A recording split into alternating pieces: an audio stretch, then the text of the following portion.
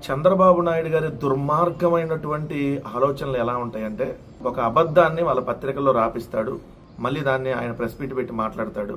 ఇక్కడ ఏదో జరిగిపోయిందని చెప్పి జనాల్లోకి తీసుకుని వెళ్ళి అది నిజం అని ఈ ప్రపంచం మొత్తానికి తెలియజేయాలన్నటువంటి ఆలోచనతో 2 పత్రికలు, ఒక 10 శాటిలైట్ ఛానళ్లు, 500లకు పైగా యూట్యూబ్ ఛానళ్లు, వాళ్ళకి సంబంధించినటువంటి వందలాది ఫేస్బుక్ పేజీలు, వందలాది ఫేస్బుక్ అకౌంట్లు, వందలాదిగా ట్విట్టర్ అకౌంట్లు, వందలాదిగా ఇన్స్టాగ్రామ్ అకౌంట్లు, ఇలా వందలాదిగా వాట్సాప్ గ్రూపుల్లో విస్తృతంగా సర్క్యులేట్ చేస్తాడు. ఇది జరిగిపోయిందని అంతా చర్చ జరపాలి. కానీ అసలు ఏం ఉండదు, ఏం లేని దాన్ని ఉన్నదట్టుగా చూపించేయాలి. జగన్మోహన్ రెడ్డి గారు లక్ష కోట్లు ఇలానే దుష్ప్రచారం. సో ఎంత దారుణంగా ఉంటుందంటే, దానిలో భాగమే ఇప్పుడు ఆంధ్రప్రదేశ్ రాష్ట్రంలో నమోదైనటువంటి లిక్కర్ కేసు. జగన్మోహన్ రెడ్డి గారి ప్రభుత్వంలో ఏదో లెక్కర్లో స్కామ్ జరిగిపోయిందనే ఒక దుష్ప్రచారాన్ని చంద్రబాబు నాయుడు గారు తెరలేపుతూ వాళ్ళు ఒక ఓదర కొడతారు. ఎవరో వై వెంకటేశ్వర శ్రీనివాస్ అనేటటువంటి వ్యక్తి చేత రిజిస్టర్ పోస్ట్ చేపిస్తారు. ఎమ్మటనే మన ఈవీఎంలు, అదే మన ఎలక్షన్ కమిషనర్ ముఖేష్ కుమార్ మీనా ఎంక్వైరీకి ఆదేశిస్తాడు. 9 రోజులు ఎంక్వైరీ పూర్తి చేస్తారు, అంతర్గత విచారణ. ఇక్కడ 4,000 కోట్ల కుంభకోణం జరిగిందని చెప్పి ఎఫ్ఐఆర్ కట్టేస్తారు. గుర్తు తెలియని వ్యక్తులు అని చెప్పి దాంట్లో రాసేస్తారు. ఆ గుర్తు తెలియని వ్యక్తులు ఎవరంటే, వీళ్ళకి బాగా దగ్గరగా గుర్తుండి ఎవరెవరినైతే ఇరికించాలనుకుంటున్నారో ఆ వ్యక్తులు ఉంటారు, ఆ గుర్తు తెలియని వ్యక్తుల్లో. సో దాంట్లో చూస్తే ఇప్పుడు వాసుదేవ్ రెడ్డి, ఆయన ఏపీ బెవరేజ్ కార్పొరేషన్ ఎండీగా చేశాడు. సో ఆయన అనేక వేధింపులకు ఆయన గురి చేసి ఆయన చేత స్టేట్మెంట్ ఇప్పించుకున్నారు. ఇప్పుడు ఆయన రిలీవ్ చేసి పంపించేశారు. రెండోది చూస్తే విజయసాయి రెడ్డి హాజరైంది ఏ కేసు మీద హాజరయ్యాడు? ఆ కాకినాడ పోర్టుకు సంబంధించి హాజరయ్యే విచారణకి ఆయన బయటకు వచ్చి లెక్కర్ మీద మాట్లాడేస్తాడు. ఉన్నారో లేదు తెలియదు అంటాడు, వాళ్ళకి ఇచ్చానంటాడు, వీళ్ళకి ఏదేదో చెప్పేస్తారు. దాని తర్వాత శ్రీధర్ రెడ్డి, ఎవరైతే ఎస్పీ రెడ్డికి అల్లుడు. సో ఆయనకు సంబంధించిన డిస్టిలరీ ఈ రోజు ఇంకా ప్రభుత్వంలో నడుపుతూనే ఉంది. మరి ఆ డిస్టిలరీకి ఎలా ఇచ్చారు, ఇంకా కొనసాగిస్తున్నారు చెప్పండి? ఒకవేళ నిజంగా జరిగితే ఇవ్వకూడదు కదా. సంబంధం లేనటువంటి వ్యక్తులందరినీ దీంట్లో ఇన్వాల్వ్ చేయాలి. లేదంటే వాళ్ళు కొంతమందిని సెలెక్ట్ చేసుకుని వాళ్ళని బలవంతంగా చేసేసి ఈ పేర్లు చెప్పి వాళ్ళే రాసుకుని వాళ్ళు రిమాండ్ రిపోర్ట్ రాసేసుకోవాలి.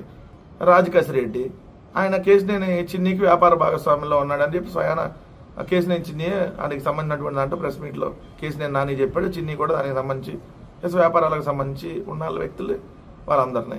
సో దీనికి జగన్మోహన్ రెడ్డి గారికి లింక్ ఏంటి? లేదా ప్రభుత్వంలో అసలు ఎట్లా జరిగింది? స్కామ్ ఎలా జరిగింది? ప్రభుత్వమే ట్రాన్స్పరెంట్ గా మద్యం అమ్మితే ఇది స్కామ్ అని ఎవడన్నా అంటారా? ప్రైవేట్ వ్యక్తుల చేతులకు అప్పచెబితే కదా కమిషన్లు వచ్చేది. ప్రభుత్వానికి ఆదాయం పెంచితే స్కామ్ ఎలా జరిగింది? ఒక్క కొత్త బ్రాండ్ కానీ ఒక్క కొత్త డిస్టిలరీ కానీ తేకపోతే స్కామ్ ఎక్కడి నుంచి జరిగింది? మేమన్నా 99 రూపాయల పేరుతో Sumo whisky, short whisky, Bengaluru malted whisky, Kerala malted whisky, Bengaluru brandy, 99 brandy, Tropicana brandy అని ఇట్లా ఏమన్నా ఊరు పేర్లు అయినటువంటి ఏమన్నా కంపెనీలని బ్రాండ్లు ఏమన్నా తీసుకొని వచ్చి డిస్టిలరీకి లబ్ధి చేకూర్చామా? ఆ బ్రాండ్లు వాళ్ళకి లబ్ధి చేకూర్చామా? భూము, ప్రెసిడెంట్ మెడలు, గవర్నర్ ఎదురు ఇవన్నీ చంద్రబాబు నాయుడు గారు తీసుకొచ్చినాయి. మా ప్రభుత్వంలో ఒక్క బ్రాండ్ తీసుకొని రాలా. మరి ఏ విధంగా జరిగింది? చంద్రబాబు నాయుడు గారి హయాంలో కదా జరిగింది లెక్కర్ స్కాము. అసలు ఈ మద్యానికి మూల విరాటే చంద్రబాబు నాయుడు గారు కదా. 2014 నుంచి 2018 దాకా ఆయన 2015లో బార్లకు సంబంధించినటువంటి ప్రివిలేజ్ ఫీజుని, మద్యం దుకాణాలకు సంబంధించిన ప్రివిలేజ్ ఫీజుని ఎత్తేయటం వల్ల సంవత్సరానికి 1,500 కోట్లు ఆంధ్రప్రదేశ్ రాష్ట్ర ప్రభుత్వానికి అప్పుడు నష్టం చేకూరింది. అంటే 6,000 కోట్లు నష్టం చేకూరింది. ఇష్టం వచ్చినట్టుగా బెల్ట్ షాపులు ఇష్టాన రీతిలో తెలుగుదేశం పార్టీ నాయకులు సిండికేట్ అయి దోచుకున్నప్పుడు కదా స్కామ్ జరిగినట్టు. అప్పుడు కదా A3గా చంద్రబాబు నాయుడు గారికి మీద కేసు నమోదైంది సిఐడి.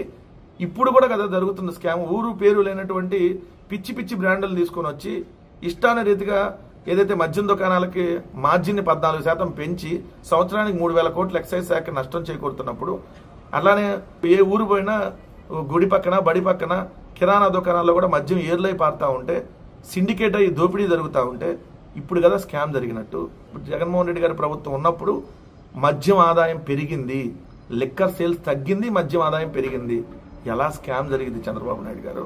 మీ చిన్నటువంటి పత్రికల ద్వారా ఇష్టం వచ్చినట్టుగా జరిగిపోయిందని చెప్పి తప్పుడు కేసులు పెడితే జరిగిపోయిద్దా? సో ట్రాన్స్పరెంట్ గా జగన్మోహన్ రెడ్డి గారి ప్రభుత్వం వ్యవహరించింది. మద్యంలో ఎప్పుడైనా కుంభకోణం జరిగింది అంటే అది కేవలం చంద్రబాబు నాయుడు గారి హయాంలోనే. ఈ మద్యానికి పాత్రధారిని సృష్టిస్తుంది కూడా చంద్రబాబు నాయుడు గారు అనేది దయచేసి ప్రజలను కూడా గమనించమని చెప్తా ఉన్నాను.